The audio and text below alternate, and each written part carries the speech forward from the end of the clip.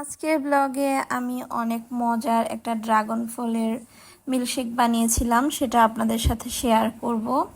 আশা করছি আজকের ব্লগটা আপনাদের ভালো লাগবে। আসসালামু আলাইকুম everyone, welcome back to my new blog video. I hope সবাই ভালো আছেন, সুস্থ আছেন।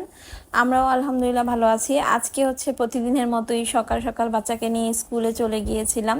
স্কুলের সামনে হচ্ছে একটা ভ্যান বসে থাকে, এটার মধ্যে হচ্ছে সুন্দর কালারফুল কিছু সবজি রেখে দেয়, আর এই সবজিগুলো হচ্ছে আমরা কিনে নিয়েছিলাম। আজকে হচ্ছে আমি ক্যাপসিকাম কিনেছিলাম, এরপর হচ্ছে বাচ্চাকে নিয়ে হচ্ছে বাসায় চলে আসছি। আর বাসায় এসে তো রান্না বান্না কিচেনে চলে আসছি। বাসায় হচ্ছে শাশুড়ি আছে। আমি যখন স্কুলে গিয়েছিলাম তখন সকালবেলায় হচ্ছে সব কিছু নামিয়ে গিয়েছি। আর আজকে হচ্ছে আমি কচুর লতি রান্না করেছিলাম চিংড়ি মাছ দিয়ে। এখন হচ্ছে মাংসটাকে ভিজিয়ে রাখবো কিছুক্ষণ। আর এই পাশে হচ্ছে ডাল বসিয়ে দিয়েছিলাম, ভাত বসিয়ে দিয়েছিলাম। আর এখন হচ্ছে মাংসটাকে পানির মধ্যে ভিজিয়ে রাখবো কিছুক্ষণ।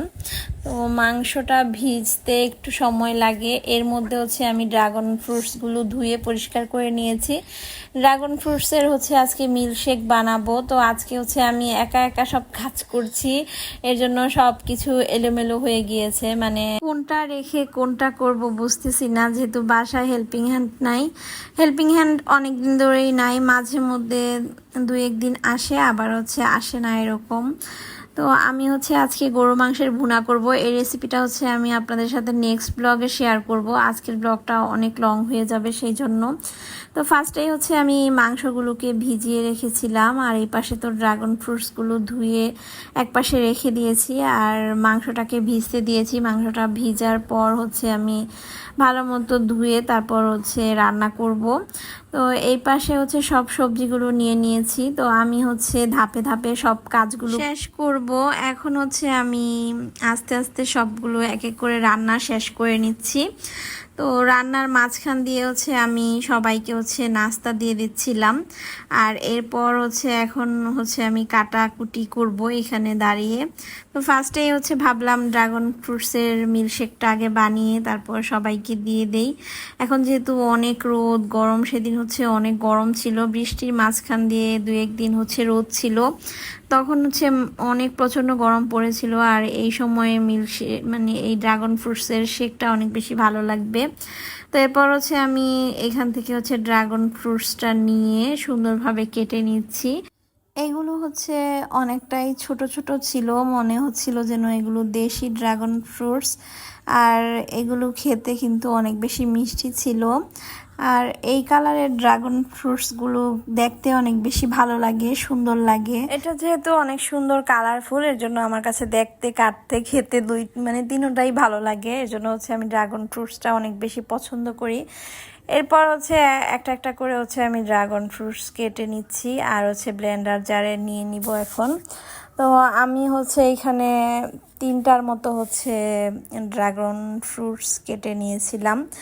আর এগুলো যেহেতু সাইজে অনেকটাই ছোট, তাই অনেকগুলোই হচ্ছে আমার লাগছিল। তো এরপর হচ্ছে আমি সবগুলোকে সুন্দরভাবে কেটে নিচ্ছিলাম। আমি হচ্ছে ড্রাগন ফ্রুটসগুলোকে হচ্ছে কিউব কিউব করে কেটে নিচ্ছি, বড় বড় টুকরা করে কেটে নিচ্ছিলাম। তো এই তো সবগুলো কাটা হয়ে গেছে। এখন হচ্ছে এর মধ্যে আমি সব ইনগ্রিডিয়েন্টসগুলো ইউজ করব। এখানে হচ্ছে ফার্স্টে হচ্ছে আমি সব কিছু ক্লিন করে নিয়েছি। এখন হচ্ছে আমি ব্লেন্ডার জারে 1 কাপ গুঁড়া দুধ দিয়ে দিয়েছি, সাথে হচ্ছে আমি এখানে 1 চিমটির পরিমাণ লবণ দিয়ে দিব। আজকে কিন্তু আমি একদমই সুগার ইউজ করিনি। এখানে হচ্ছে আমি আপনারা চাইলে টক দইটা ইউজ করতে পারেন, আর দিতে পারেন লিকুইড মিল্কটাও দিতে পারেন। তো আমি এখানে আজকে গুঁড়া দুধ ইউজ করেছি, আর সাথে হচ্ছে পানি অ্যাড করেছি। আর আপনারা অবশ্যই চিনিটা অ্যাড করে নেবেন আপনাদের টেস্ট অনুযায়ী। আমি আজকে চিনিটা অ্যাভয়েড করেছি, চিনিটা এখানে ইউজ করিনি। আমার হাজব্যান্ড যেহেতু খাবে, সেই জন্য হচ্ছে আমি চিনিটাকে বাদ দিয়ে দিয়েছিলাম আজকে। আর যারা ডায়েট করেন তারা হচ্ছে ড্রাগন ফ্রুটস দিয়ে এইভাবে খুব সুন্দর মিল্কশেক বানিয়ে খেতে পারেন, একদমই সুগার ফ্রি। তো এই তো আমি ব্লেন্ড করে নিয়েছি ড্রাগন ফ্রুটসটাকে, মিল্কশেকটাকে। তো এখন হচ্ছে আমি 2টা গ্লাসে হচ্ছে ঢেলে সার্ভ করব। তো এখানে হচ্ছে আমি 2টা গ্লাস দিয়ে নিয়েছি, দেন এখানে হচ্ছে ড্রাগন ফ্রুটসের মিল্কশেকটা দিয়ে দিয়েছি। এরপর হচ্ছে ড্রাগন ফ্রুটসের মধ্যে যে ছোট ছোট কাটার মতো থাকে এগুলো হচ্ছে কেটে গ্লাসের উপরে হচ্ছে ডেকোর করে দিয়েছিলাম দেখার সৌন্দর্যের জন্য। দেন এখানে কয়েক টুকরা বরফ দিয়ে দিয়েছিলাম। আর বরফ হচ্ছে আমি তেমন একটা পছন্দ করি না খেতে, ঠান্ডার প্রবলেম, তাই বাচ্চারাও খেতে পারে না। তো আজকে হচ্ছে আমি অল্প অল্প করে বরফও দিয়েছিলাম, আর খেতে অনেক মজা হয়েছিল। আপনারাও বাসায় ট্রাই করবেন। আজকের ব্লগটা এই পর্যন্তই। নেক্সট ব্লগে সবাইকে স্বাগতম। Thank you for watching my video.